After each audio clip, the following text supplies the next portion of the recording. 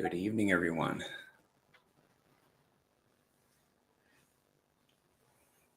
Just getting online on the Twitter space. Zen, how's it going?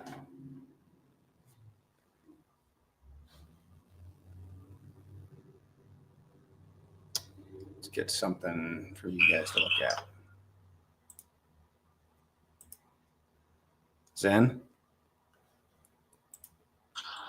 What's up? How are you? I'm doing good. How are you doing? Good. Just wrapping up some stuff, but just got done. Busy work day. Okay. How about you? Just got moved into a new place over the weekend. And so just kind of unpacking. So I had a busy holiday, busy weekend. But I'm glad that is behind me now because moving is not my favorite. Absolutely not my favorite. My wife loves it, but not me. She loves just the change in scenery, or she actually likes the process of moving or stuff? I think she likes she's a girl, and girls like nesting. They like decorating. And so with a new place, a new house, it needs decorated, and you get to put everything where you want it. And she enjoys that. So, women like to rearrange the furniture. Guys pretty much just like it where it is. That would be me. I just like things normal. But anyhow, that's life for the girl, and I'm content with it. Let me tell you. Yeah, I said, good on you making her happy. She likes to keep her moving. Yeah, I'd rather have a girl on the move, right, than sitting around. Yeah.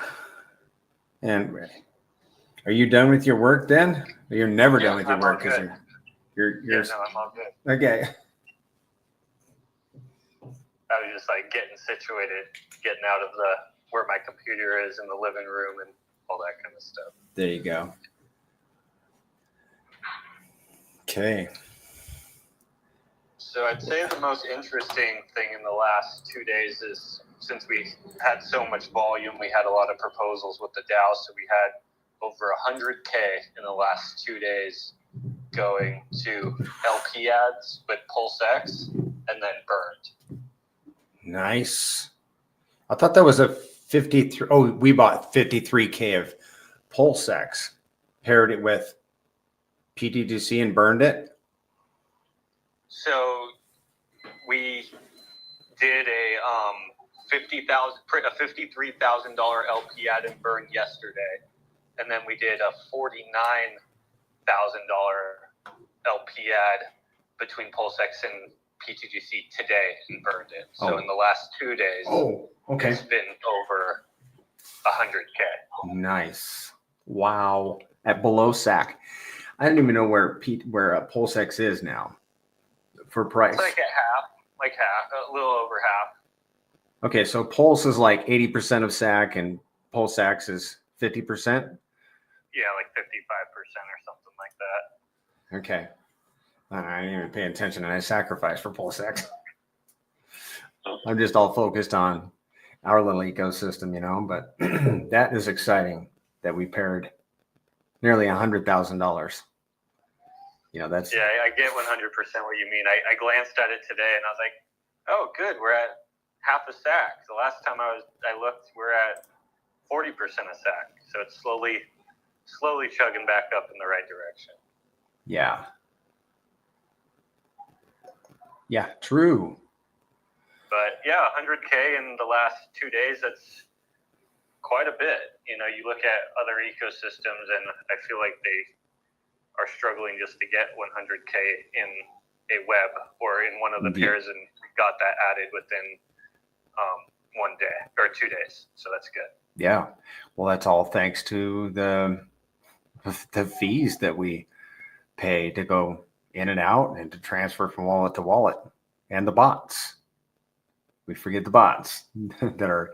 Yeah, I don't get the bots. I know the majority of that's all coming from the bots. There you go. I like seeing that as Pulse Chain kind of ramps back up, as volume comes on chain, the machine's just running harder and faster. Okay.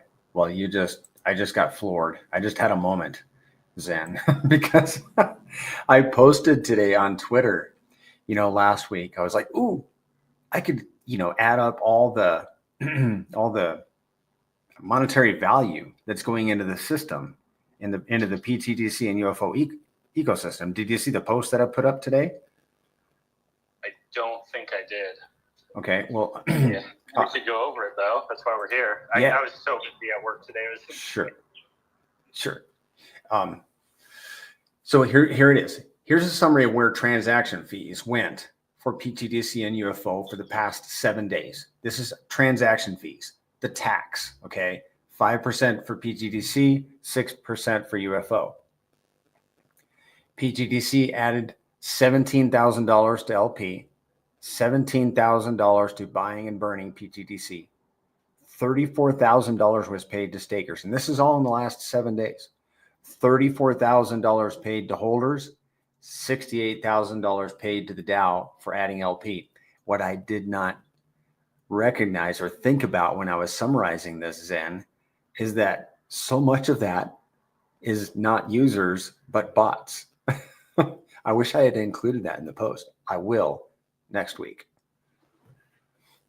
So, and for UFO, $57,000 bought and burned UFO, $57,000 bought and burned pTGC, $172,000 was paid to LP providers, and $57,000 was paid to holders. So that's $170,000 in revenue for pTGC, $344,000 revenue for UFO, for a total of $514,000 that is paid to users and also used in ways to strengthen the pTGC UFO ecosystem.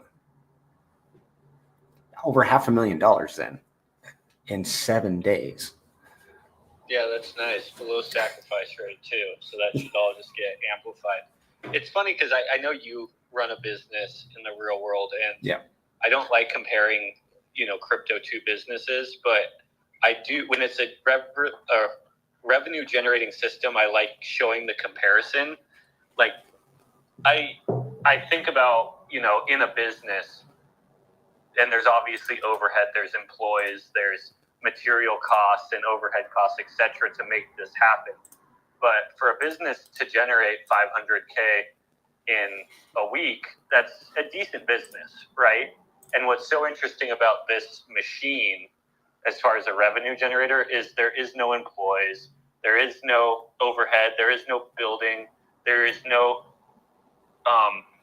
work that has to be done to make it happen, right? It just does it on its own. With any business, there's like a labor-intensive thing or a product that has to be sold to make that value. But this is just generating on its own, and it kind of goes back to what you were saying is like, oh, I should have added into this post that the majority of these funds didn't come from users coming in. It came from bots using our utility. And that's what's so unique about our system is when a user comes in, that user is expecting a value out eventually, right? Yep. Or, we want them to stay forever. But a lot of people in crypto or, just even if they're a long-term holder, do want to make something out of the system eventually. And we want them to. But what's nice about the bots is they're in and out within the same transaction. So they already got what they needed from the system right then. But what they did in return is they left a percentage. Mm-hmm. And they leave the percentage behind technically forever. Obviously, it gets used by other people coming in and out and getting paid an APY, etc. But when this user, let's say, or it's not user, let's say when this bot does a transaction of, let's say, $10,000, he moves $10,000 into one pool and $10,000 out, this bot. Well, our ecosystem makes $1,000 on that. And Mm-hmm. that bot has already gotten out. He's gone. If he wants to play again, he comes in and then comes out again. But our system actually generates that $1,000. That's a pretty good return on giving these bots this utility. I'd say. And it's interesting because, like, a human, you know, they'll stay in and they're looking to make, you know, the profits of the X's.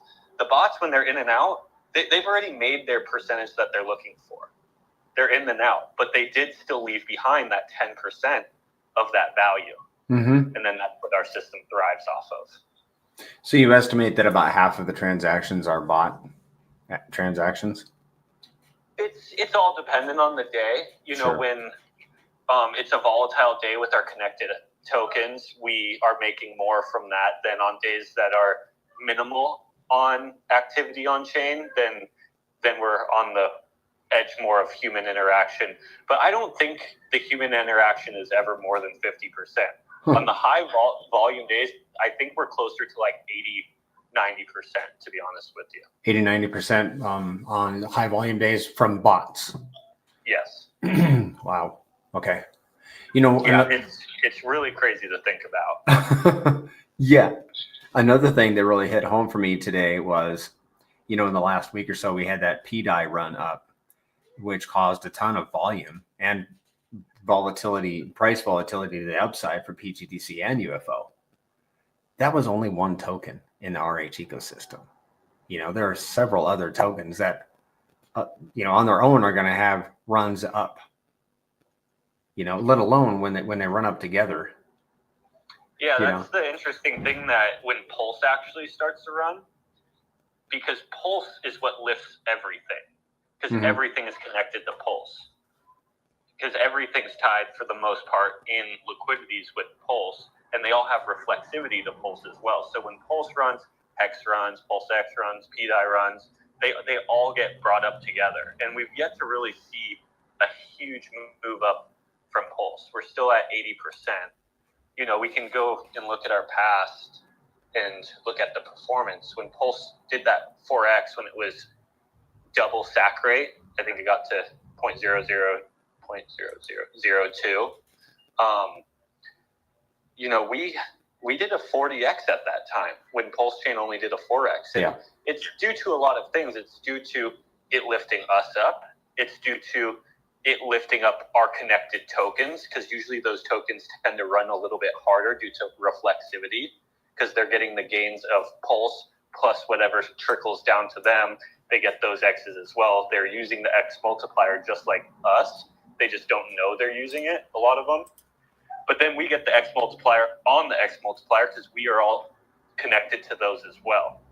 And yeah, once Pulse starts to move, it's going to get interesting. Mm-hmm. It's not even up to sack rate yet. I mean, right now it has been over sack rate, but. And then the interesting part about that is when it moves, it's obviously going to be giving us that volatility. But let's imagine when it moves, when like we have a good movement day, but let's say everything is revalued like 5 times where it is here. Well, now when it moves, it has to move 5 times the amount of money to fix the prices. So like today, or no, not today is not a good example.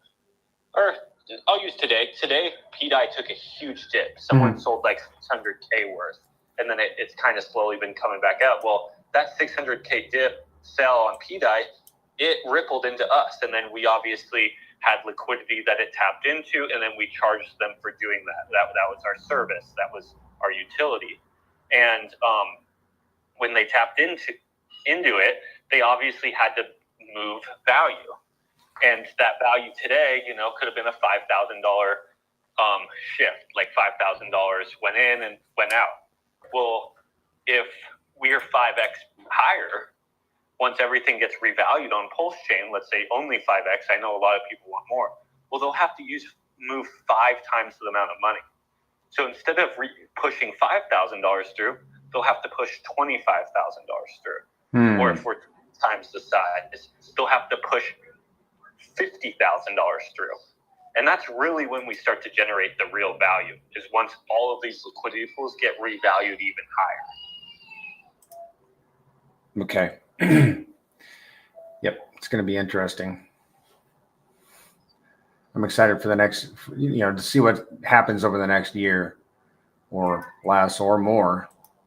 I've heard, speculation that Pulse may not actually have its run until after, obviously Bitcoin and then Ethereum and then the alts. Like, I think Pulse Chain might be one of the last assets to actually have a run.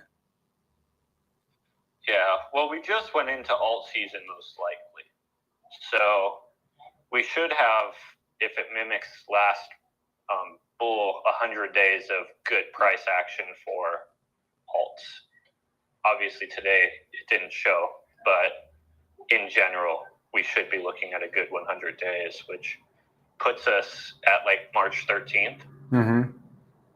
So I don't know. We'll see, right? But I do consider Pulse Chain and Hex and Pulse X under that category of alts, especially due to our connectiveness with Ethereum. If Ethereum starts to move, I think we'll start to move as well. Yeah. Especially if any of the speculation starts coming out about what everyone's talking about on this chain about what RH has actually been doing. If any of this stuff actually starts to come out as really, really legitimate facts, it could really push a lot of economic energy towards us in a short amount of time. Okay. This is my personal opinion. This is not financial advice or Sure. a promise of the future. This is just what I speculate could and will happen. Yep. I like the sound of that. I also like the idea of a longer bull run. I don't want to have a short window. A few months doesn't sound as appetizing to me as like 9 months of hot bull run territory.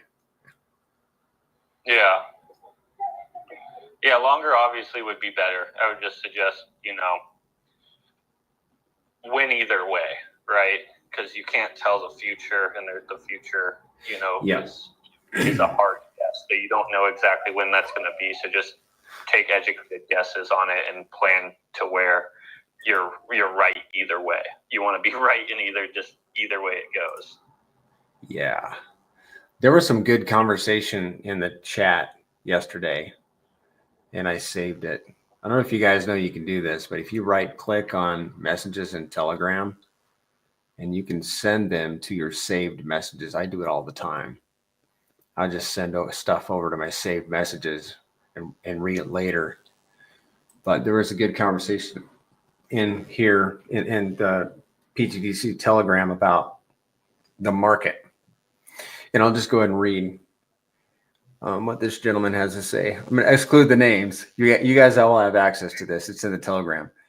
He says, well, RH coins have majorly lagged the market, but that's because he's gone into hiding and the SEC case. Both of those things will go away, and his coins will pump harder than anything else. And this is not financial advice. This is just some guy's opinion. But I found it interesting. I hadn't heard this viewpoint before.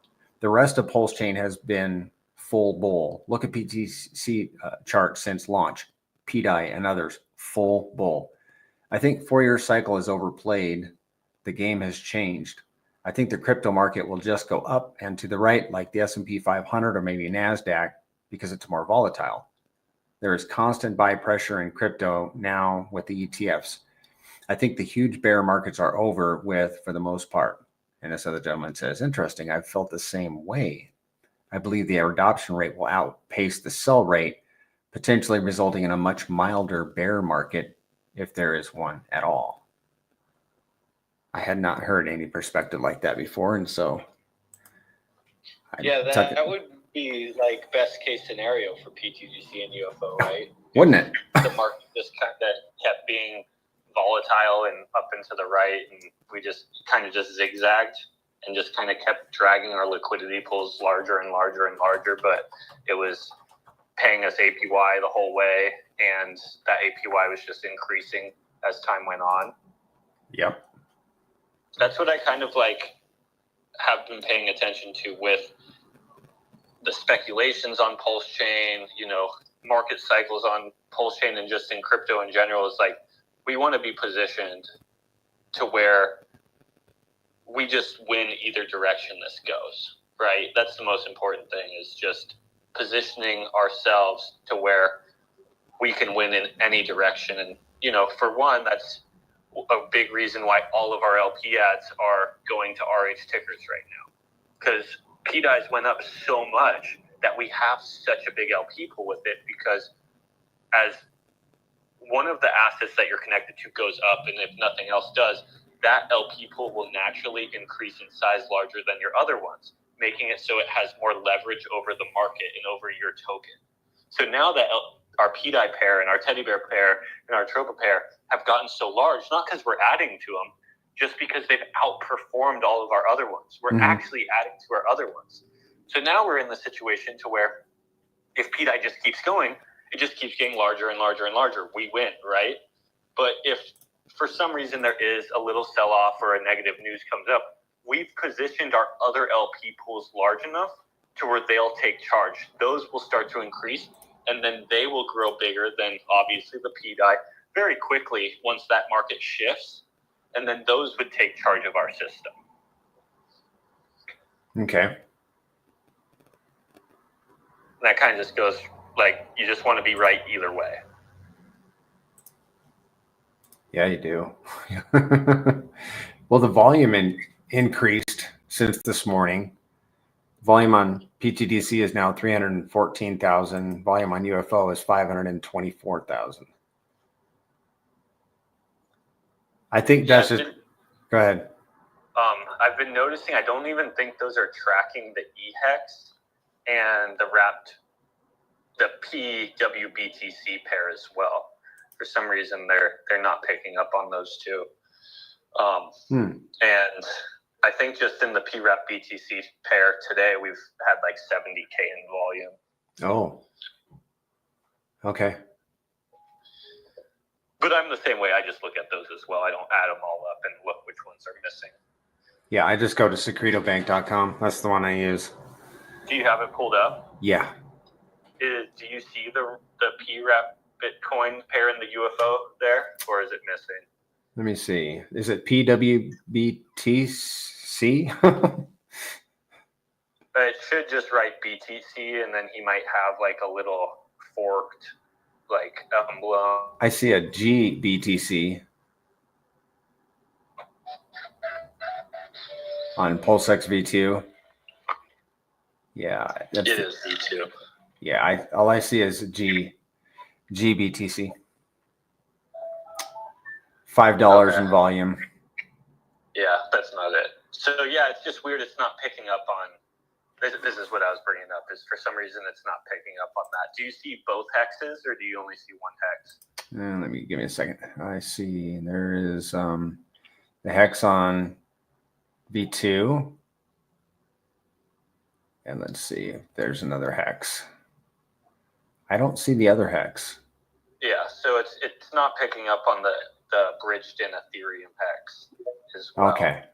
The first hex bridged in.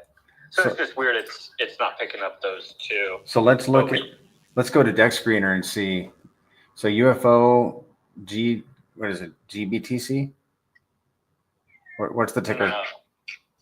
I just type in UFO. Yeah. And then I'll just scroll down to the UFO pair. Okay. Or the Wrap Bitcoin pair. WBTC. Okay, there it is. The volume today, 24-hour volume is $17. Maybe that's not the right one. It says WBTC. Yeah. I'm looking at one that says 56K. Yeah, this one's on V2. Would the other one be on? No, it says V1. Here it is. No, it's still. Oh yeah, no, hold on. UFO Wrap Bitcoin. Are you on Dex Tools or Dex Screener? Dex Screener. Oh, I use Dex Tools. Yeah, I need to get used to that one. I think the Secreto Bank pulls from some DEX screener data that they provide, and that's why it's not pulling up. Okay, I found it. Yeah. Yeah. Okay. $55,000 in volume.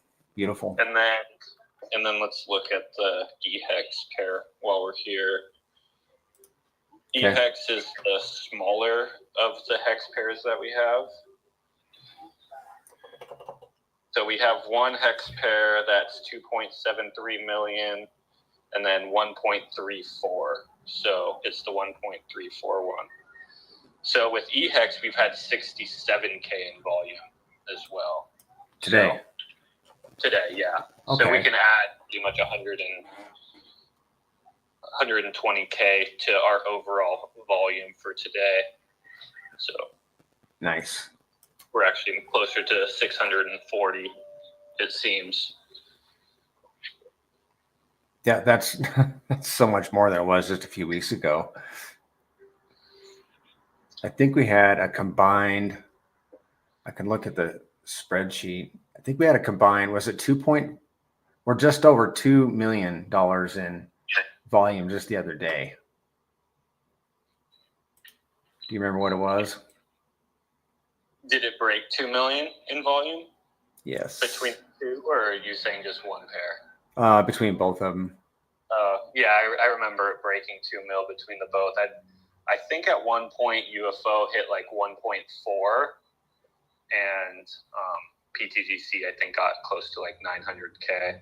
I think pTGC might have gone over $1 million, but I'm pretty sure UFO went over, or at least 1.5 million. Oh, nice. Yeah, I'm trying to look at my records to see what I can find. I do this every day. You'd think I should be able to go right to it. Let's see here. I'm in pTGC. We added 38 new holders yesterday.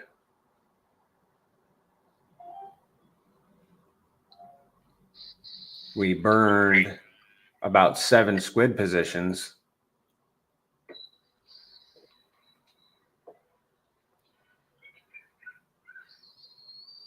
I am not seeing it. Combined, I see the combined, the tax revenue volume. I got to get the combined volume. Yeah. The highest I see for UFO is 1.485 million. And for pTGC, 9.29 thousand. Oh, nice. 929,000. So yeah, I don't have a combined volume column here. I need to make one. So yeah, it was. I mean, I called it 2.5. It was 2.5 million. not like a legit 2.5, but a rounded one. Yeah, I think I forget. I think you kind of calculated what the APY was for that day.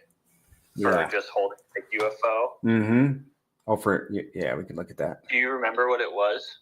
I'll look it up. And for UFO, right? Yeah, or we could look at both too. But okay. I'll keep talking while you're looking. The cool thing about, like, since the volume is the APY is dependent on the volume, right? And as our liquidity grows and as the chain becomes more active, naturally volume will grow. And then that increases the APY in dollar forms. If price keeps going up and up and up, you'll be receiving less tokens possibly. This is the thing is, if the tokens have increased by 10, but your volume's increased by 5, you're going to be receiving half the amount of tokens, but you're going to be getting actually 5 times the amount of dollar value on a daily basis, if you understand or get what I'm saying. But if we can, mechanically, this is kind of what I love about the system is we're generating this volume mechanically. We actually don't need users to come in. We want them to come in. We want this to be appetizing. It's just a bonus. But if we're generating this kind of volume without human interaction, let's say we get it up to 5 million. Well, then APY in dollar forms on those days is going to be like 50%, right? And if we can sustain stuff like that, it's going to get really, really appetizing for long-term holding. If you're paying really, really good APY that's justified and backed by real value, there just isn't a out there that I think does that. I don't know of one. Yeah. It's a genius But it's all system. steps. Like you don't build like a kingdom in a day, right? It's brick by brick. So I feel like that's what we're doing right now. It's just brick by brick, getting our mechanics just really bolstered up and built up and ready for when Pulse Chain is ready. I love that. I love the mindset of we don't need to do this. We don't need to build this kingdom right now. We're going to build it brick by brick. That reminds me of a story. There were two Egyptian young men, and their dad assigned them each to build a pyramid. And the one went to work right away building his pyramid. And he's working and stacking the blocks and cutting and stacking.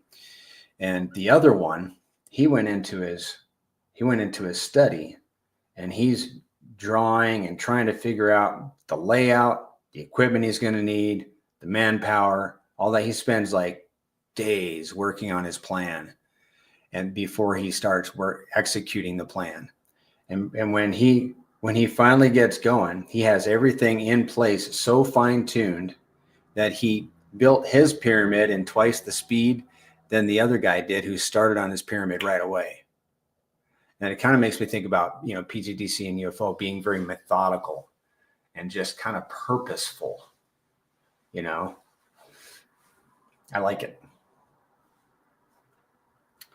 So let's talk about those APYs that you mentioned. So yesterday was Sunday, a not very high volume day. The high volume days was Saturday and Friday, and then Thursday was another low volume day. So with that in mind, the staking APY yesterday, low volume day, was 1.67%. The holding APY was 0.63%. Now you back up to Saturday, a higher volume day, the staking APY was 2.94%, or about double. The holding APY was 0.994%, or about 30% more. Friday, staking APY 4.24%, holding APY 1.88%. And then you back it up to Thursday and it dips down again, because like you said, it's dependent on, the APY is dependent on volume, which we're just, I think, just barely beginning to see. And that was for pTGC. Now let's go look at UFO. Let me mark these days.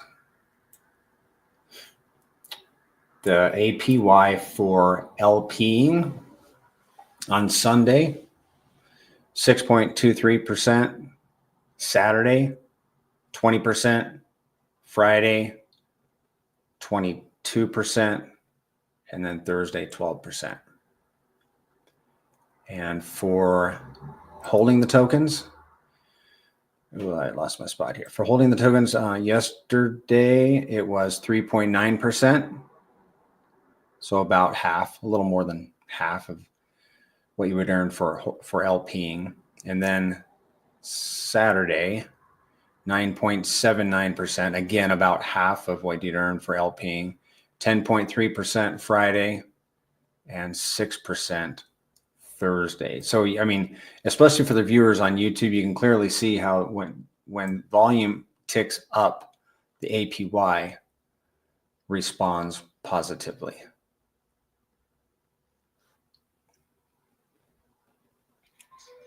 And then that's the thing, is we do have control of that volume. There's things we can't control, like the network volume, but what we can control is getting these LP pools bolstered up as much as possible, because that doesn't not only back the value of the protocol, right? The more liquidity there, the more value is actually backing the protocol, makes it more legit, makes the tokens and what people hold more legit. But in turn, that's more value working for the system, making it to where we can get more volume on a daily basis just by the mechanics. No human interaction needed. Yeah. And that's what's important. Yep.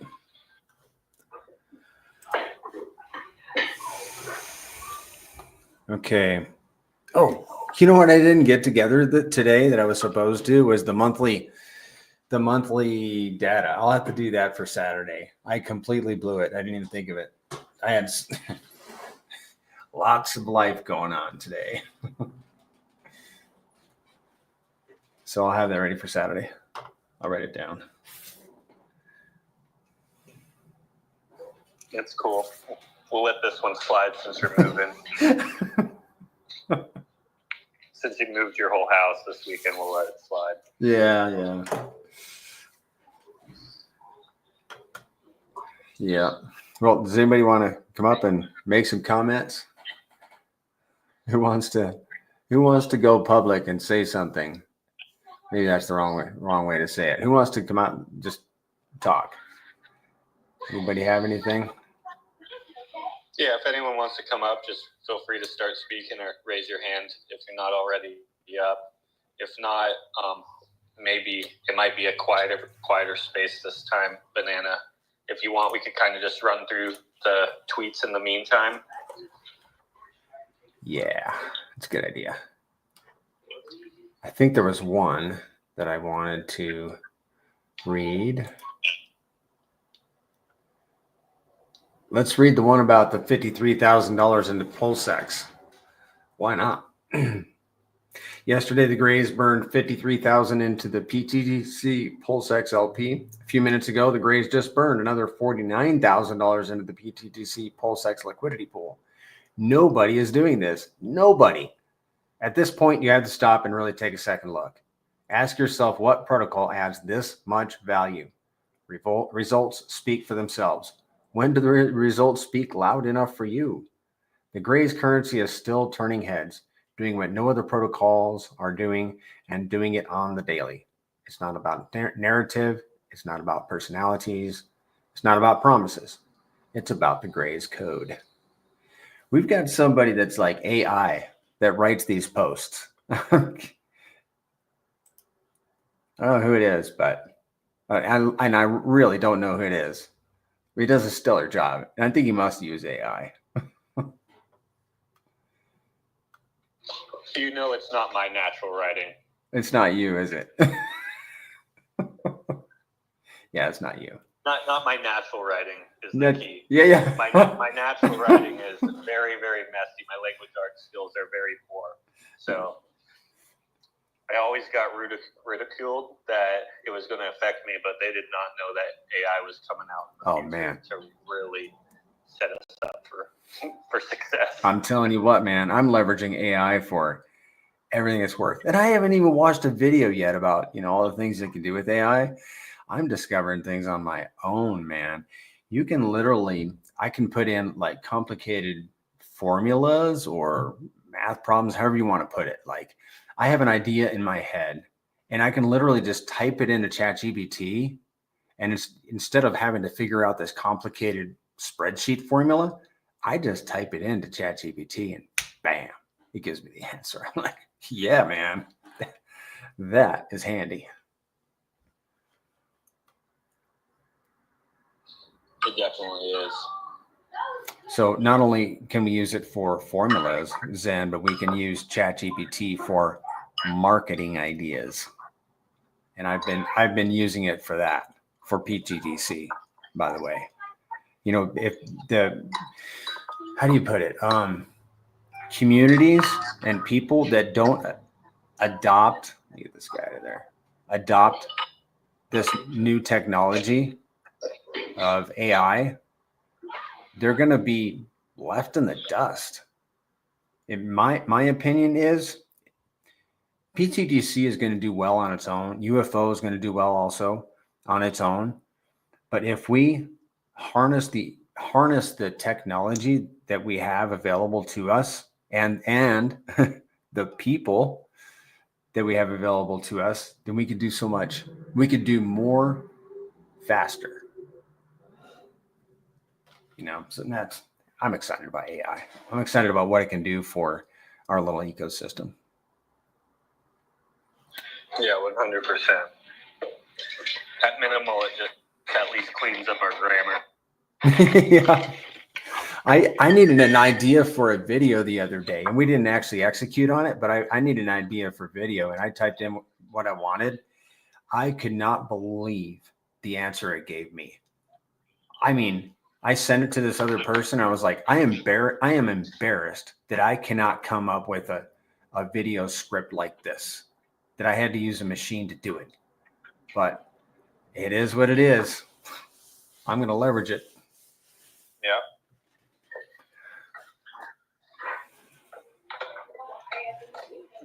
Is there another one, or was that the last one that's recent? Let's see. No, yeah, the last one was from November 29th. Okay. On mine, the Gray 369 on Saturday, I think I wrote up something about, maybe it was on Sunday, just about the size of liquidity pools. I kind of already touched base on it earlier. Okay. Let Probably me down. Liquidity pools and the alpha pools. Yes. Oh yeah, I saw this one. Yeah, I got to get used to looking at both these Twitter pages. So this one reads, liquidity pools and decentralized exchanges operate based on token ratios, where the size of the pool can significantly influence the price movement of the connected tokens. Here's how it works. Token movement within LP pools. If a token is only connected to one liquidity pool, the price of the token and the pool's assets would move in unison, assuming no external influences. However, in reality, external forces like buying and selling, the existence of other liquidity pools for the same token, and users adding or removing liquidity constantly affect these dynamics. Impact of pool size. In scenarios with multiple, am I making sense? Should I keep reading? I think you're making sense, but I also am not the one that wrote this or scripted it to be written. Okay. But I can kind of give just a summary of where I was getting at with this post. Okay. That was a lot of data. Because it's long. Yeah. So as in our scenario where we have multiple liquidity pools, some are larger than the others, right? Some are larger than the others due to multiple reasons. One, because we added more value to one, add less value to the other. So naturally that pool is going to be bigger, the one we added more to. Right. If those pools moved up evenly, that one would remain bigger and this one would remain smaller. They would just kind of move evenly up and down together. But let's say the smaller one, the token we're connected with there, I'm going to use wrapped Bitcoin for an example, just because wrapped Bitcoin has actually had a lot of positive movement lately. And a good example is with UFO. That pool was made, and it was fairly small for a while. You know, wrapped Bitcoin wasn't really going anywhere. But when wrapped Bitcoin actually started moving a lot on its own, that pool starts growing and growing and growing. And it actually starts catching up to some of our larger pools that have had a lot more economic energy put into them. But since those pools aren't moving up as fast, the connected token isn't moving up as fast, wrapped Bitcoin size is actually catching them. So what naturally happens with these LP webs is the better pools will start to get larger and the worst performing pools will start to shrink. And what's super cool about this is naturally that's what we want. We want the things that are performing the best to be the largest pool, because when they're larger, they affect the other pools more and they affect our token more. So they'll pull us up more the larger it is. If same goes the other way, if they go down, they'll pull us down more. But if you look at the past performance, if they've gotten that big, that means overall they've performed best, right? So it naturally, like how LPs work, they have natural selection. The better pools become bigger and stronger, where the ones that don't seem to go up, like if you're tied to a dead anchor, they slowly just shrink and shrink and shrink to where they don't have as much influence on your liquidity web, right? They become obsolete to an extent. They're always there, but they aren't affecting you that much. And I was calling that the alpha pool. So we don't know what's going to be our alpha pool. Right now, we've been adding a ton of Pulse X and we've been adding a ton of hex, but PDI still is the biggest one, even though we're not adding to it. And it's currently the alpha pool due to the performance of PDI. But that performance in the past is no guarantee in the future. You know, we could be looking 6 months from now and hex could really run, and hex could turn into our alpha pool, where that's the majority of our liquidity, and that's what's impacting the rest of the ecosystem the most. And yeah, I don't think anyone's kind of talked about that in that much depth and naming, because liquidity webs aren't really created before, but I'm kind of calling it the alpha pool. So we don't know what's going to be the alpha pool. The alpha pool is going to be the one that we're connected with, the token we're connected with, that outperforms everything else, because that will become the biggest. Nice. That's big brain stuff, Zan. That's alpha pool. That's a new term too. I like that. And we want it to be the biggest. Anything that's performing the best and having the most volatility, we want that thing to grow, because we want the best thing to have the most impact on our movement, right? Yeah. So it's just naturally cool how crypto and exchanges and LP webs, and it all kind of just works out like that. Kind of just natural selection. And like I said, right now it's PDI, but we all know if that narrative isn't true, that could come crumbling down real quick. But then natural selection will take charge, and that pool would shrink and shrink and shrink, and then our other pools would grow and grow, and you know, whatever RH ticker becomes the best performer this cycle will naturally grow larger than the other ones. And that's what we want. We want the best performer to be the largest. We want the most liquidity with the largest token. And that would become the alpha pool from there. Yeah. And we got alpha pools and we have alpha tokens. I mean, we want our alpha token to be paired to the alpha pool. You know? Yeah, we want to find, you know, when we're making these liquidity webs, we want to make sure we're pairing with things that we think are going to do well in the long term. And then also we want to make sure that they have good liquidity as well. Because even though something performs well, does a bunch of X's, that doesn't mean it actually has real liquidity. Then it just becomes a dead end, and you can't exit actually through that system easily. Right. Okay. So there's a lot of factors to it, but I think RH's tokens obviously are going to be very amazing for performance and also liquidity. So I think those are good options to add to. Yeah. I'm glad to know that you know a lot about crypto, Zen. Because you created pTGC and UFO, and that demands somebody that knows crypto like you do. I'm thankful to hear you talk. Like I've heard you talk at a different level, but that was like an even higher level. Yeah, I appreciate that. It's just my obsession of this ecosystem and RH coming out in words, really. Mm-hmm. Yeah. Shall we run through a tracker? What do you call it? A look into pTGC? Yeah. I'd say we could probably run through the daily stats real quick if anyone wants us to run any hypothetical numbers while we're on stream with the X multiplier. If you don't know what the X multiplier is, I'm happy to explain it, but I feel like I've explained it a lot of times already, and how we're leveraging the X multiplier to obviously increase in value as much as possible.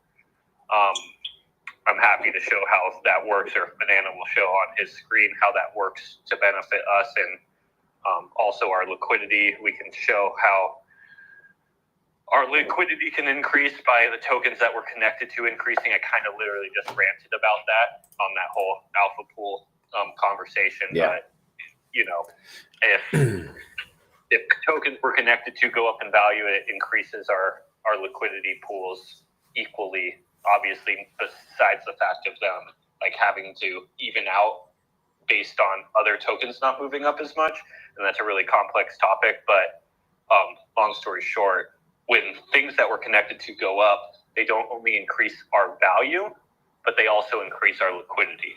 And by increasing our liquidity, that makes our ecosystem even stronger, since our ecosystem generates value off of the liquidity, So he has all the abilities to play with those numbers there on that site to look into pTGC, and anyone else actually can too. You just have to get the You got to get the what now? subscription. Yeah, I thought that was going to say what you were going to say. Yeah, the premium. I think that's what he called it. Yeah. And I'm looking at the site right now. He's got an early bird sale. I just noticed this, guys. I didn't come here so I could pitch this to you. I am going to. He's got an early bird sale. You save 28% on the premium, and it ends in about a little less than 5 days. I think this costs, let me see.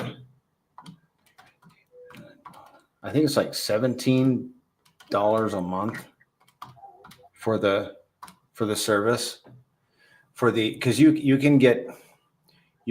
there's like vanilla information on lookintoptgc.com, and then there's paid for stuff you have to pay for. Like, for example, being able to see all the locks, which I've seen. It's like something I wanted to see for the longest time. And now Crypto Kong built it into a bar graph, so you can see how many locks are ending and when. It's really cool. And there are some other tools in lookintoptgc.com that you can have access to when you get the premium. And he's always, we know that he's building more, and he will probably always be building more because he's a complete nerd. He's a nerd, and he's my friend, so I can call him that. So yeah, my favorite tool is the APY. It's under reflections, where you can see what the APY you've earned today is, and then you can also adjust the volume bar to what you think volume will be in the future as the ecosystem grows, and see what your projected APY will be at that point. I find that very, very interesting, because it's, I think, a number that some people have a hard time figuring out, and it's like a number that I think a lot of people are looking for. Like, what can this protocol do for me in the future? Is it enough to be financially free with not ever touching the principal, or am I going to have to touch my principal with the size position I have currently? And maybe you don't want to touch your principal, so then your actions would need to be, okay, we either need more volume, which you can hope for, or mechanically hope that we get to that level, or Polshay gets to that level, or you could take action on increasing your bag size to hit those numbers that you're looking for. And you can kind of play around with that and set goals for either yourself or the ecosystem as far as volume wise. Yep. Okay, so I can run over the tax allocations, Zen, but I mean, you're not going to be able to beat the $500,000 in combined pTGC and UFO, because these numbers here look really small. The $1,500 to buy and burn pTGC in the last 24 hours, $1,500 to add into liquidity. But that just illustrates the point that it's the day after day work that the system is doing. In 7 days, it ends up being over $500,000. So I'm not gonna spend too much time on the tax allocations, because they just look so small. But you got to just multiply them times 7. That, like, pTGC alone isn't only buying and burning itself. You get to also incorporate the buy and burn from UFO in conjunction with it. But 100%, as our volume increases, it makes those numbers look a lot juicier. But I just scrolled down to UFO and its tax allocation. Let's see. The total, does it give the total tax allocation? It doesn't. I have to add it up. Let me see. So the total tax allocation the last 24 hours for pTGC was 9. You can look at it. Go scroll up to where it shows the 15-minute, I think the 30-minute, the 2-hour, 6-hour, and 24-hour. There we go. $9,500. Thank you for that. So $9,500 in allocated taxes for pTGC. And let's see what we have for UFO. It gives you a total. It'd be about 30,000. 31,000 for UFO, including burning $5,000 worth of pTGC and $5,000 in UFO. So yeah. I didn't know you were adding them all up. What I was showing you with pTGC, that it was just $9,000 of pTGC bought and burnt. Oh, I see. Okay. I thought you were looking for the buy and burn volume or value. Yeah, I think he should make it a total. Yeah, I'll get that over to him. I think he should total it up. I do it every day, just in my sheet. But yeah, I'm sure he could do that pretty easy. He just gives a suggestion. Yeah, very easily. Well, let's look at is it the reflections tab where you can find out where your APY, estimate APY? Yeah. I got to log in. Right. Or you have to put either your wallet address or anyone's wallet address in there. Okay. So you can literally just pick any holder and throw them in there. Okay. So I think what we do is let's do pTGC and go into experimental mode, correct? Yes. I'll paste a wallet address. It has to be a wallet address that holds pTGC. Okay.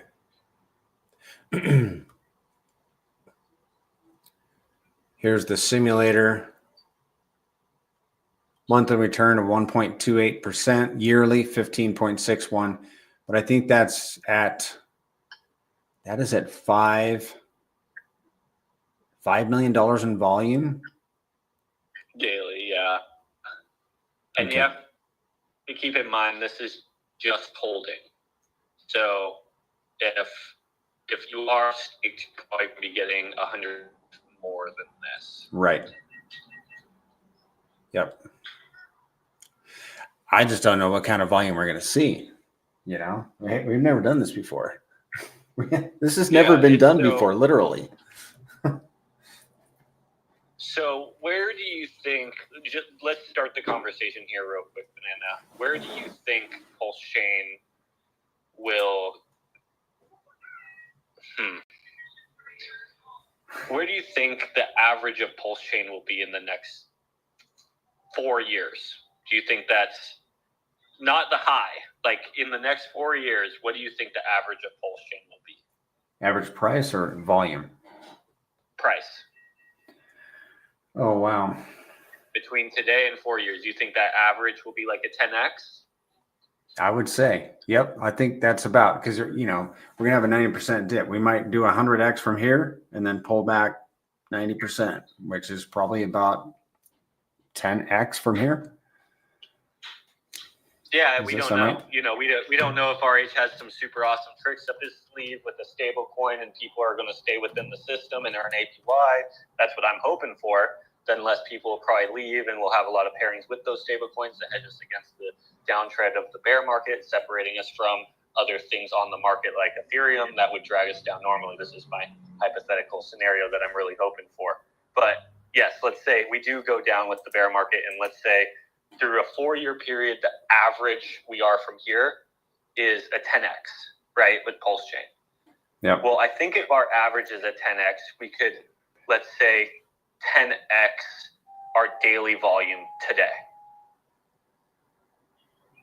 And our daily volume today is 310. So let's put it at 3 million or 350, 3.5 or something like that. Okay. And let's see.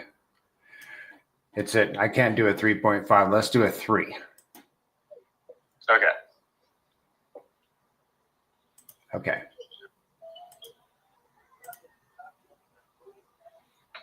I just got to drag it to 3. Yeah, you can drag it. Yeah. It doesn't want to drag. Oh, here we go. Hold on. There. Let's see. 3.5. Cool. Got it. Okay, so now what is the APY on that? Annual 11%. 11%. Okay. And then that's only for holding. So then you would be pretty much earning 150% more than that. So I would think we would be around, if you're a staker of pTGC, 25%. Yes. Yep, that sounds exactly right. And that's obviously if we get to that volume level. That's not current volume. Right. So but 25% completely liquid with APY that's paid out in real value generated from the system, not inflation, is pretty unbelievable. So yeah. Okay. So that's an awesome goal. Let's break that down to the users, like myself included. So let's say a guy has 10 grand in pTGC, 25% APY, is that $2,500?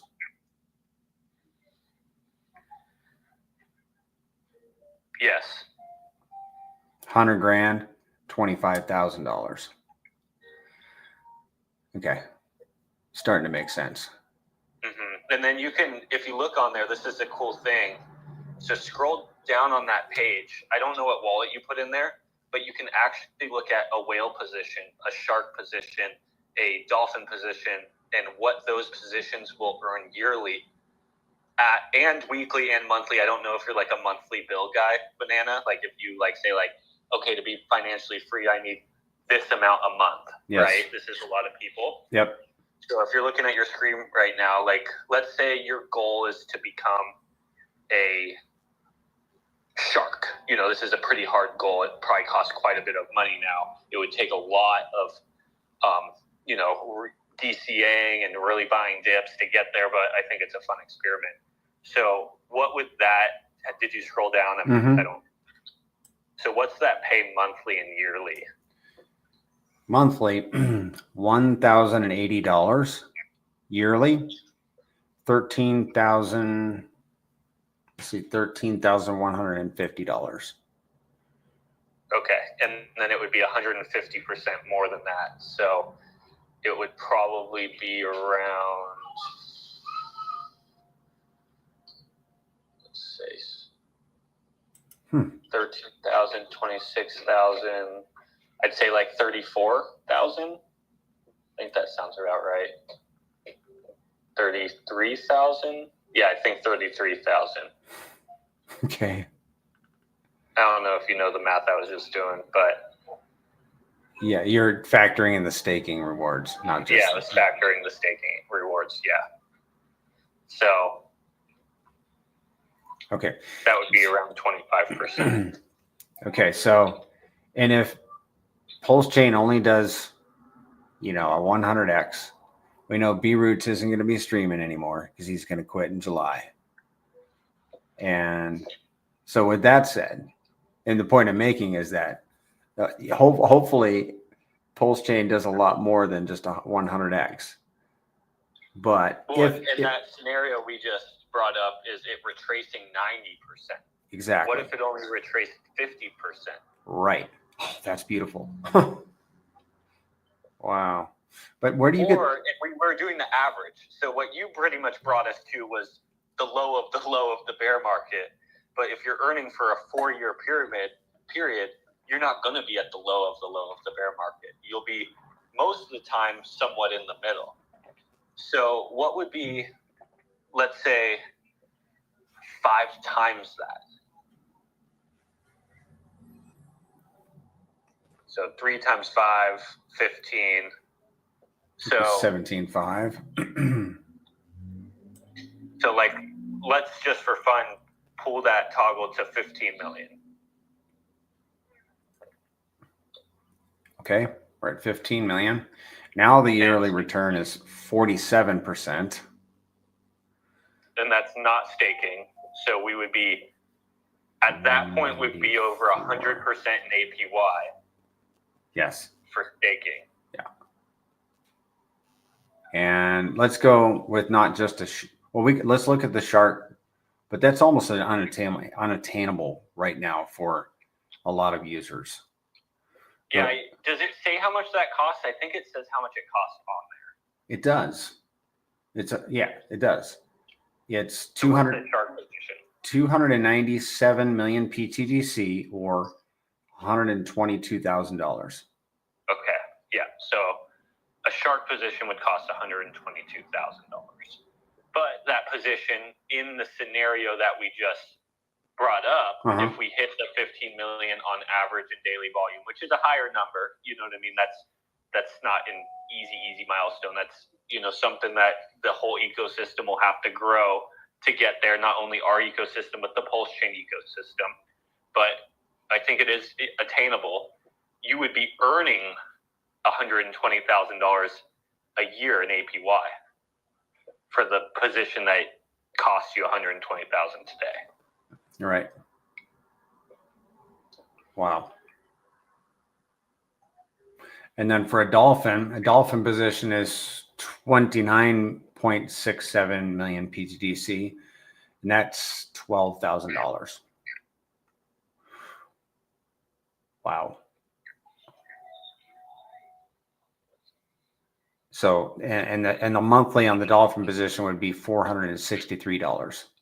Reflections only, not including staking. Yearly, $5,630. Reflections only.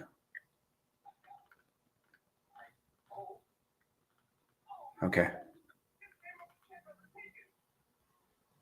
How are you getting to the volume, the $15 million in volume? I'm having trouble wrapping my head around where you're getting that.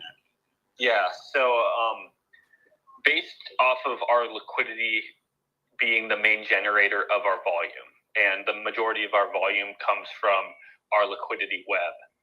If Pulse Chain does, let's say, a 10x, our liquidity web shall be increased by 10x as well, probably even more.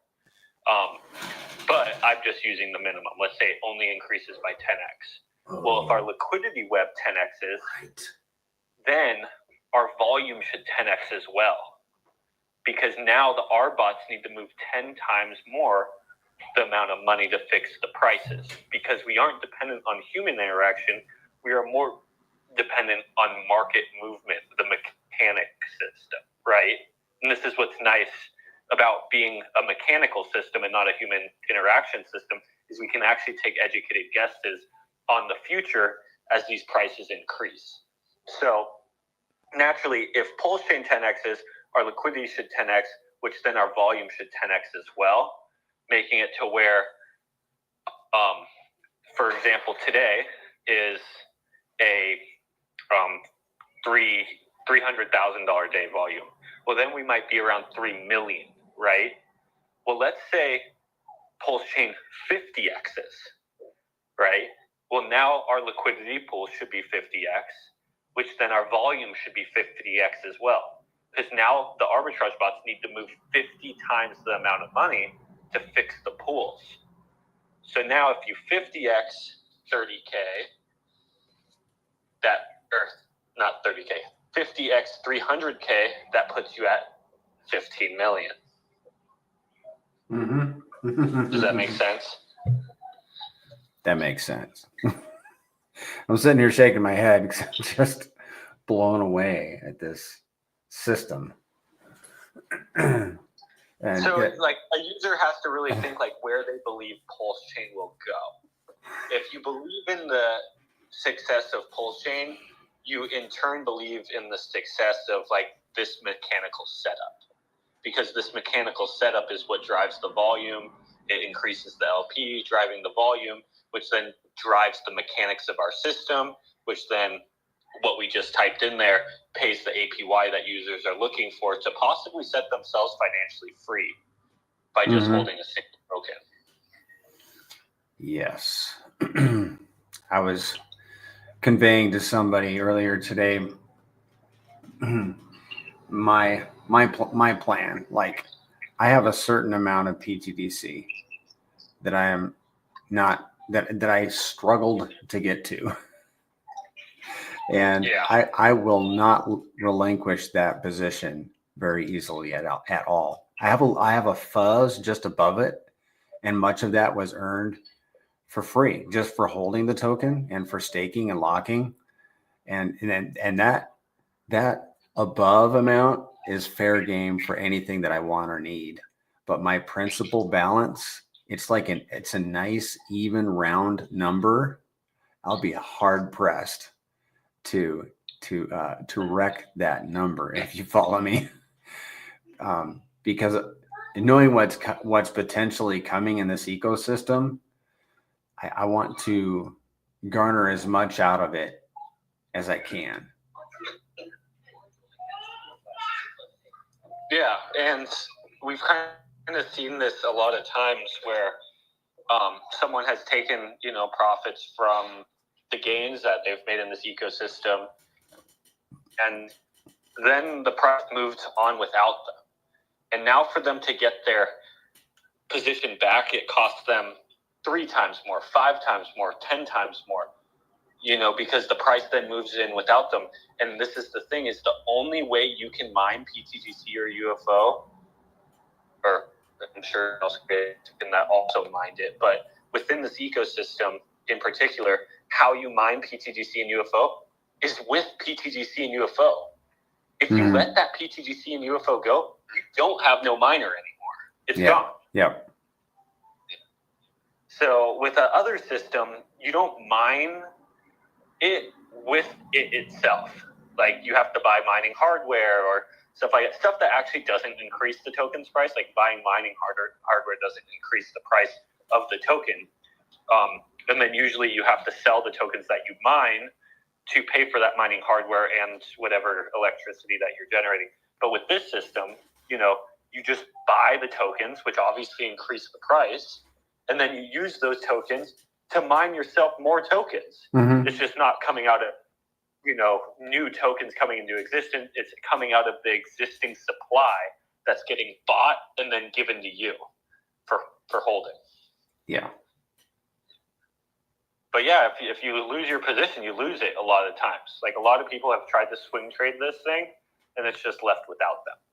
Yeah. And then they have to just, okay, I'm going to get back in, and I now have half the amount of tokens, which now is half the amount of APY, or they have to come in with double the amount of money to get their position back, or they just don't get in at all. And, that happens a lot too, is people get salty. They just try to go find something else. Yep. I haven't sold one yet. Not one yet. But I have friends, like multiple friends that have, like you said, tried to swing trade it. Go over and, exit pTGC and UFO, go over and try to make something over here and then get wrecked. And then now they've lost their position. And it's sad. It really, it bums me out. People are impatient. We're fickle. It's just crypto. Crypto has done this to people. The space it's turned into, a lot of people think they're like flippers or traders and stuff like that. I think people need to think about like which tokens in their portfolio they think might be the golden goose.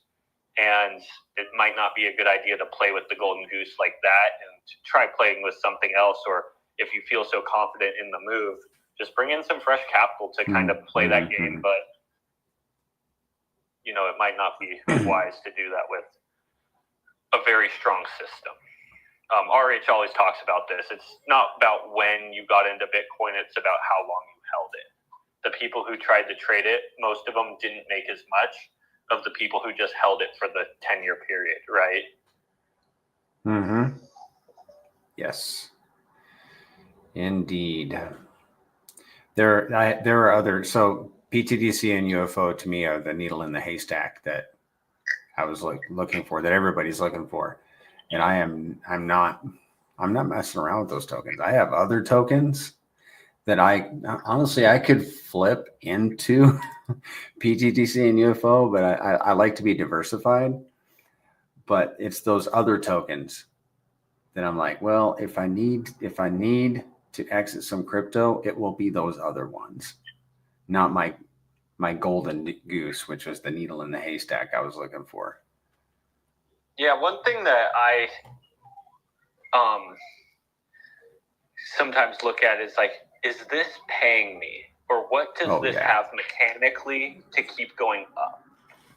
Like, what is backing this price? How much liquidity is there? Is there a strong community? Is there mechanics that are forcing the price upwards? Is it paying me more for holding this token's price up? Like, I kind of start running through those questions. And obviously, these are the questions I was asking myself in the design of both these protocols. But then I asked myself about other things I hold as well, like even RH tickers, right? Like, when I have a bag of RH tickers, I'm like, is this working for me right now? If it's not, like, I should find a way for it to work for me. UFO Farms is a great example of that, right? Now I have a way for my RH tickers to work for me instead of just sitting in my wallet collecting dust or cash under the mattress. Now this value is actually earning additional value, making it to where I'm more financially free because my money is now earning more money. But if it's just sitting there, it's not doing so. And if you look at any pretty wealthy person, when they become wealthy, that's their first step is, how can I make this money make me more money so I don't have to trade my time for money anymore? I'm just having my money work for me now. When I ask myself that, I tend to, really kind of figure out my portfolio in particular. But with the UFO Farms, I do want to be clear, impermanent loss is still a thing. So don't feel forced into that, into using those just because you want those things to work for you. Sometimes it doesn't play always in your favor. Yeah, right. I don't know about always. Sometimes I'll chase a shiny object that doesn't cash flow, but I really like the products like pTGC and UFO that cash flow for me. And because I learned a principle, I'm guessing that you have at least heard of this book by Robert Kiyosaki, Rich Dad, Poor Dad. Yes. Okay. I'm not a reader, but I've listened to it many times. I'm not surprised at all. I'm a YouTube listener. Yes. Okay. I don't read these books. I listen to them while I work out and stuff. Yeah, me too. Many, like probably half the business people in the United States, at least, have read that book or listened to it. Rich Dad, Poor Dad. I read it years ago, and the biggest takeaway that I got out of that book is the middle class buy liabilities. They buy an RV, they buy cars, this and that and the other thing. Liabilities take money out of your pocket. The rich buy assets. They buy cash flowing real estate. They buy cash flowing crypto. They buy things that put money into their pockets. And that's what pTGC and UFO do. They are cash flowing assets that put money into our pockets. And that's the ethos of the Rich Dad, Poor Dad book. Is buying and holding cash flowing products. That's 100%. That's what the wealthy do. And we're on our way with these assets.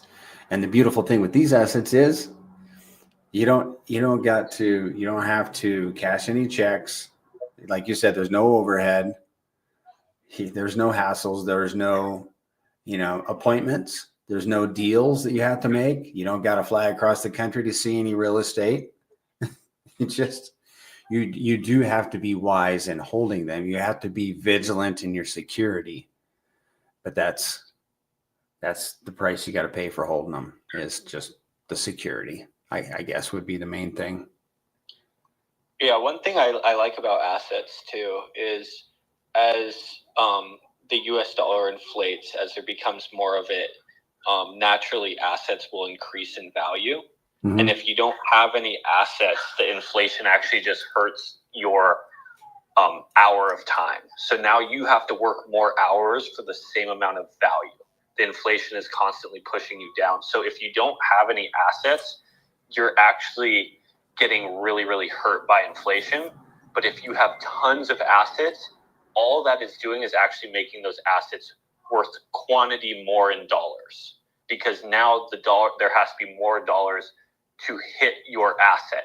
So you are getting pushed in the upwards direction, while anyone who doesn't have a large share of assets, and even worse, people who have none.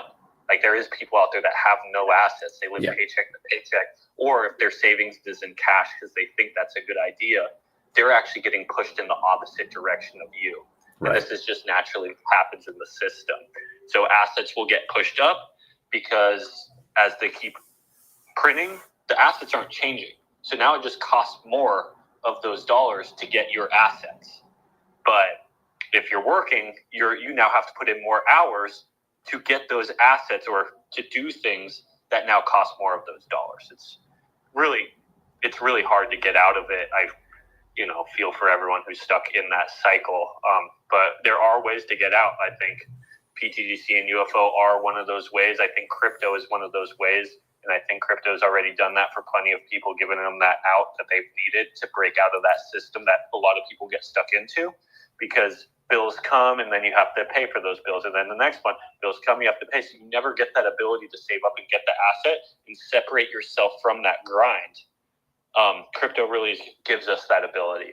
And I'm very thankful for that. Yeah. Me too. I'm thankful I found it. And I'm thankful I found this ecosystem too. Shout out to Crypto Kindness. We are having a moon math stream, by the way, this Friday morning. Awesome. I have not built I haven't set it up yet, but just for the audience, we're going to have another moon math stream. The last one we did, which was probably about 5 weeks ago, I have never gotten positive feedback like I did with that moon math stream. Everybody loved it, and they were like, "We need to do that again." So we're doing that again this Friday. You definitely need to do that again. That was so fun. Hi, everybody. So I joined last week a couple of spaces with the 9-inch group. So it was really great just to be, I'm friends with all those guys, and it was super cool to kind of engage with them. And it was cool also because Moon King B Roots was in the stream, and so he brought up pTGC. Like, obviously I wanted to be respectful and not just shill, different projects on their stream, but he talked in depth about it. And so it was really good for me to be able to chime in and, us to kind of align with, and build relationships with other communities. I know that Coach recently just yesterday streamed with Money Gang. So he joined that stream. So it's good that we're kind of like cross promoting, and just like teaching each other about, each other's projects and what we have to offer, because it's just more outflow and it's more marketing. So I feel really good about doing that. And then also this Friday, for those of you guys, I don't know if any of you follow Discourse Syndicate or watch the Friday night hangout that RG3, Captain RG3 hosts every week. And it's open to the community technically, but the way that they're restructuring that stream is that they focus on one project every week. And this Friday at 7 p.m. Pacific time, they will be focusing on pTGC. And TG Zen will be obviously there to speak about it. And then after TG Zen speaks about it and they have the introduction and RG3 asks his questions, then they open up the stream to the community. So they drop a link and anyone can join. So Prairie, Mando, Goo God, Coach, I hope that I'm definitely going to join, and we should all join so that we can ask, answer questions and also support TG Zen. So I think that's a really great way, because we're going to be able to speak to a lot of the Hex Maxis and to a lot of the people. What I'm getting from joining these other communities, they're like, oh, I do not want to buy green candles. And they don't, they don't understand, what we know from really analyzing that this project transcends and just defies TA, and, to really understand why. And so I think that that's going to be very productive, to convert some and just to onboard some new people. So that's what I've been working on, and in the background is to really try to get more people into, and especially influencers, into the system, into the alien tech world. So that's what I've been doing. Crypto Stylist, I just wanted to say thank you for setting that up. I really appreciate that. Of course, my pleasure. And I am very excited. That's going to be a busy day. We got the Moon Mass stream in the morning and then RG3 at night. What a good Friday. Yeah, no, it's great. It's great. And then RG has somebody sent him 1 million pTGC. So he has 1 million. So he's like, I have some. I'm like, okay, great.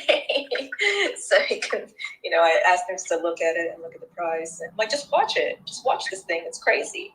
I've never seen do anything like this. And then I share a lot of details about what I'm doing. He gives me advice. Sometimes he's just been a real mentor to me in crypto. And so I shared with him what, being in pTGC and alien and UFO has done for me and my portfolio. And I think he was shocked. So, obviously I'm not going to share that publicly, but it's, the least amount of capital put in, but my largest holding now, so that's speaks for itself. And when I was able to share a little bit more detail with him, because we spoke privately, he was really blown away. So I think it'll be a really good stream on Friday.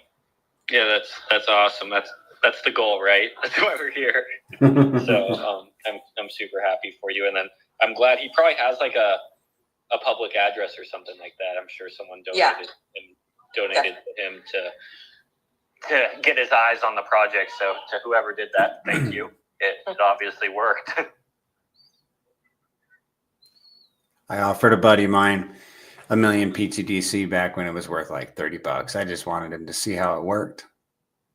I just looked it up, and he turned it down too, by the way. He's since gotten in, but a 1 million pTGC right now is worth almost $400. Nice.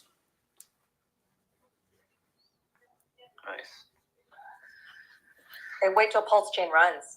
It's going to be worth a lot more. He's going to really be sad. Yeah, I know.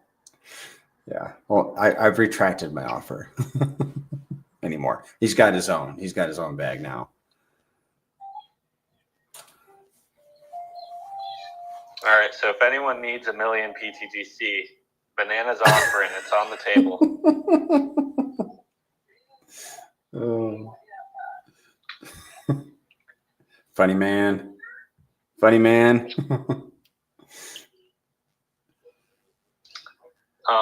Is there anything else that we want to go over? If not, I'm going to be shutting it down since it's Monday night.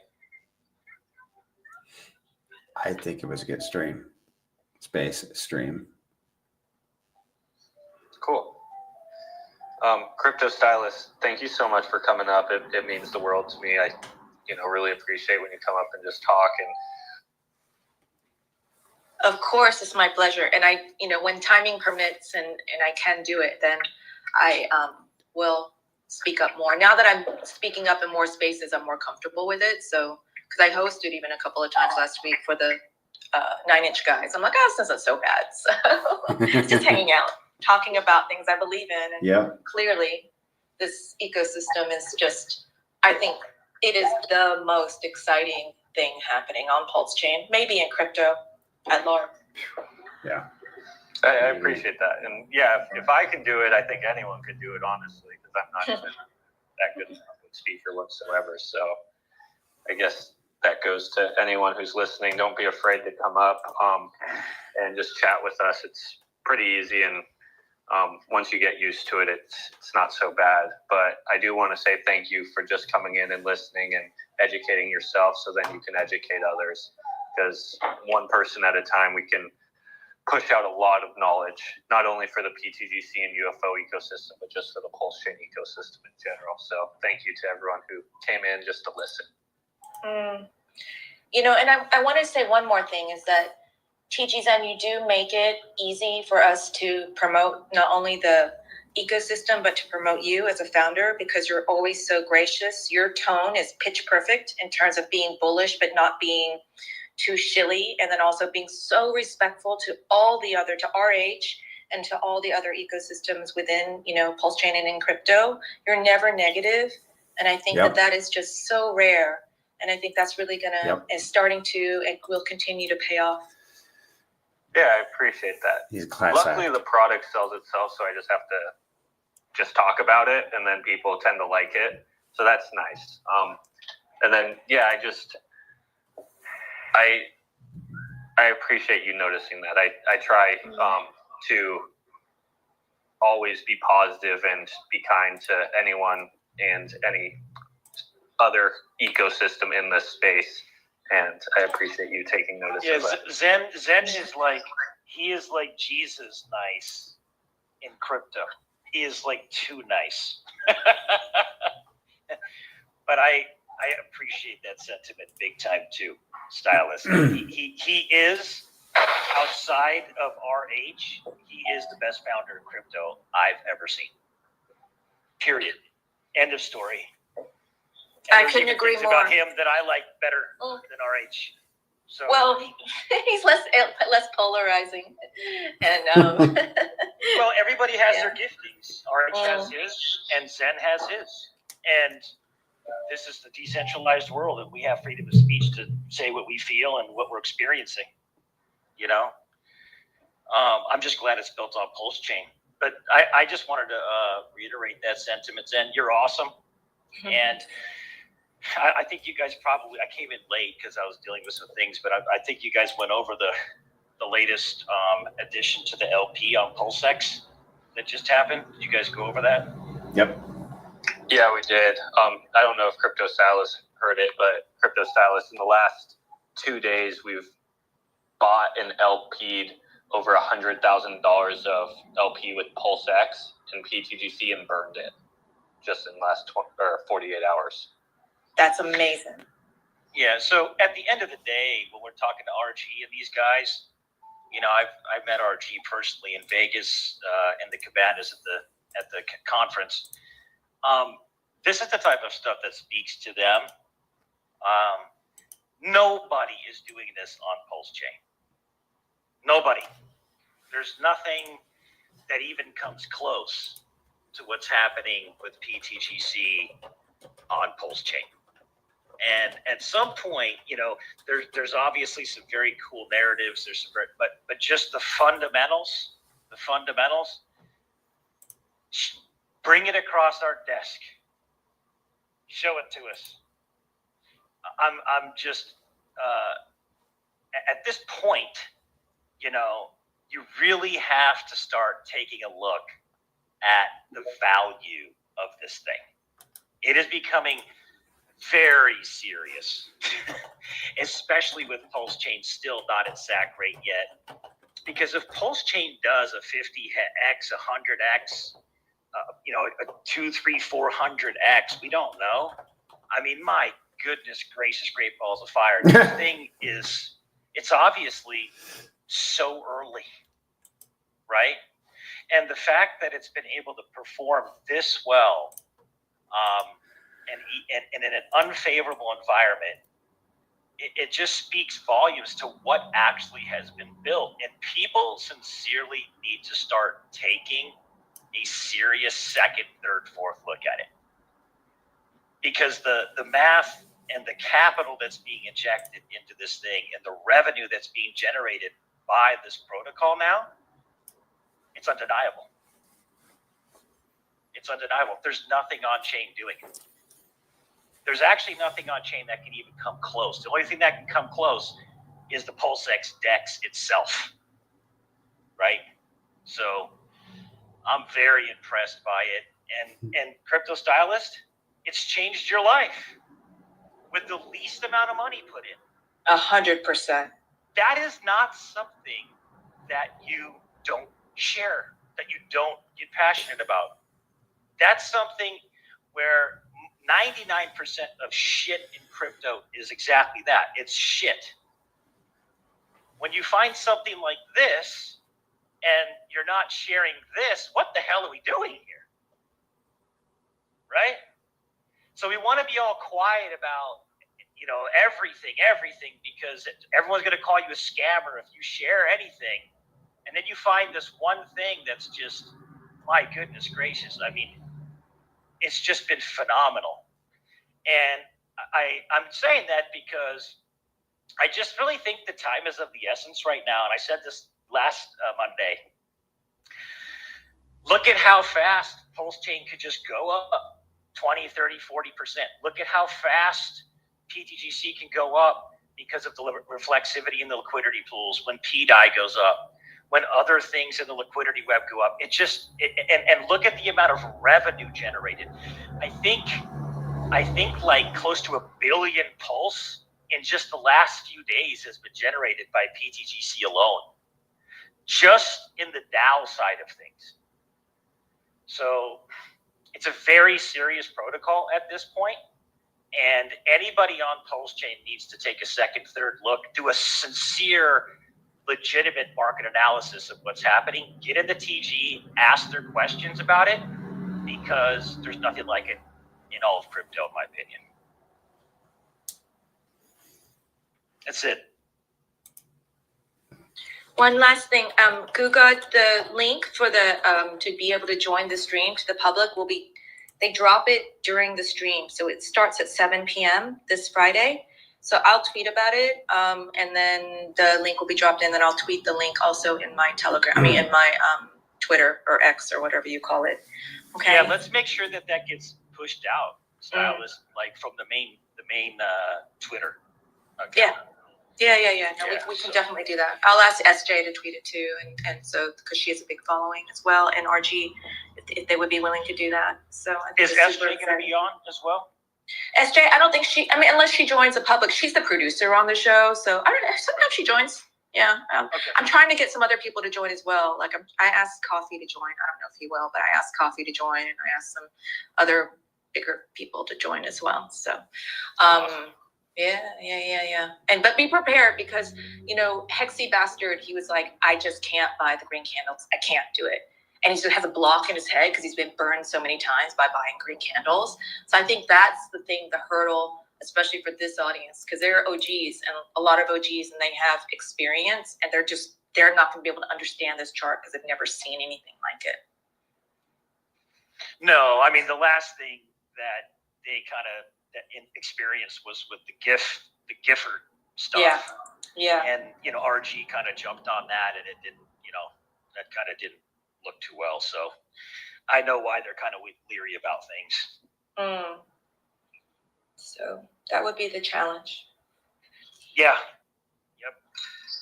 Yep. And by the way, that wasn't that was not a jab at GIF at all. It's just no. Kind of didn't do it, up to this point anyway. It just went white hot. It went right parabolic, and then it corrected. Had a serious correction, and so I mean, I understand. It didn't come across that way at all. Yeah, but thanks for doing that. Yeah, of course. I want to do more things. So. Awesome, guys. You have a good night. You too. All right, you guys. Yeah, thanks for coming up, Mando. Thanks for speaking. It means the world to me also. And Banana, you're the best co-host around. Thank you. Thank you, Zen. You're a pretty good host yourself. All right. See you guys. Have a good night. See you, everybody. Bye, everybody. Bye-bye.